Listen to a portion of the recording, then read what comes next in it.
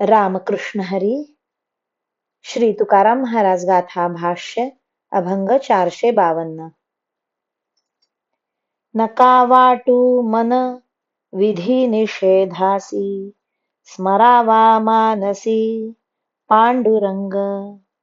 खादलिया अन्ना माशी बोलो नये, अवघेची जाय एका घासे.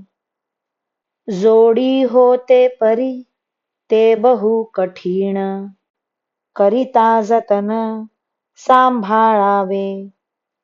तुका म्हणे येथे नमना विषाद, निंबे विण व्याध तुटो नये. विधी निषेधांकडे मनास फाकू देऊ नका. एकनिष्ठपणाने मनात पांडुरंगाचे चिंतन करा. ज्या चिंतनात देश, काळ व देह यांचा विसर पडला आहे, असे प्रेमभराने पांडुरंगाचे सतत चिंतन चालू असता शास्त्रात सांगितलेल्या विधी निषेधांचे पालन नाही झाले, स्नान संध्या आदी कृते वेळेवर नाही झाली तरी हरकत नाही. कारण विधी निषेधांपेक्षा पांडुरंगाचे सतत चिंतन करणे मोक्षाचे अंतरंग साधन असल्यामुळे महत्वाचे आहे. शिवाय पांडुरंगाचे चिंतन करीत असता मनात विधी निषेधांची आठवण आली तर मन चंचल होऊन विक्षेप निर्माण होतो. म्हणून पांडुरंग चिंतन सोडून विधी निषेधाकडे मनाला जाऊ देऊ नये.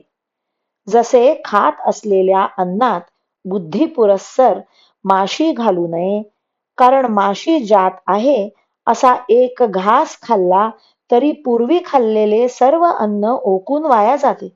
त्याप्रमाणे अखंड पांडुरंग चिंतनात विधी निषेधांचा विक्षेप निर्माण करू नये. पांडुरंगाचे एक वेळ चिंतन करण्यापेक्षा ते चिंतन सतत टिकवणे महत्वाचे आहे. जसे व्यवहारात दैववशात धनाची प्राप्ती होते, पण त्याचे रक्षण करणे महाकठीण आहे. पण ते जसे कोणत्याही परिस्थितीत सांभाळावे लागते, त्याप्रमाणे पांडुरंग चिंतन स्थिर करावे लागते.